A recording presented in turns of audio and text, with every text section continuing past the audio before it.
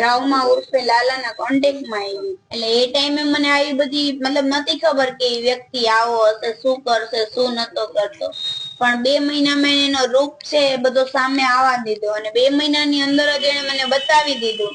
પેલા તો મને રીબરા રોડ ઉપર હાઈવે ઉપર મારી, મારો S24 અલ્ટ્રા લઈ ગયો, મારો ચેન હતો એ તોડી નાખ્યો, એને બધું જ કર્યું, તો પણ મેં સહન કર્યું કે મારા ઘર સુધી પહોંચે, કેમ કે હું બાપ વગરની દીકરી છું, મારા પપ્પા નથી.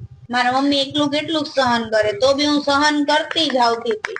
પછી વધી ગયું એનું ક્યારે, મારા ઘરની નીચે આવીને ગાડીઓ ઉભી રાખે અને ઉપર જઈને ધમકીઓ આપતો હતો કે તારથી થાય કોઈથી નો થાય. મારા દીકરાને લેવા માટે એ બધા અહીંયા આવ્યા હતા, અનંત ચાવડા અને લાલો ને એ બધા. પછી હું હિંમત હારી ગઈ હતી. પછી અલગ અલગ નંબરો માંથી મને કોલ કરાવતા એના દોસ્તારો માંથી કે સમાધાન નહીં કરને તો રસ્તામાં તું નીકળે જ તને મારી નાખતી, તો ઇન્સ્ટાગ્રામ માં ફેમસ છો, ઇન્સ્ટાગ્રામ માં તારું ગમે અમે લોકો બોલીને બધું બગાડતી, એ બધી વાતો કરતા હતા. કેમ કે અત્યારે સોશિયલ મીડિયાની લાઈફ છે, એમાં તો ગમે ત્યારે નાની એવી વસ્તુ આપણે લોકો મૂકી છે તો એ વસ્તુમાં બહુ મોટું થાય જ છે. એટલે એની કારણે ઈ લોકો મને ધમકાવતા હતા, બધું કર્યું, પણ પછી કાઈ ન થયું તો મેં કેસ કર્યો એના ઉપર. કેસ કર્યો છતાં પણ મારા માટે ને 2 દિવસે 4 દિવસે ફોન કરાવતો હતો.